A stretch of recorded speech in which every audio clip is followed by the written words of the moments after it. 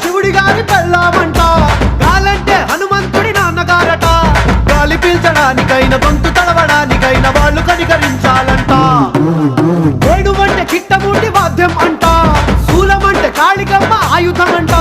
పాట పాడడానికైనా పోటు పడవడానికైనా వాళ్ళు ఆనందిస్తేనే అన్ని జరిగేనంట. రంగా రంగా రంగస్థలాన రంగు పూసుకోకున్నా ఏట వేసుకోకున్నా ఆట బొమ్మలహు అంట, మనమంతా తోలు బొమ్మలహు అంట.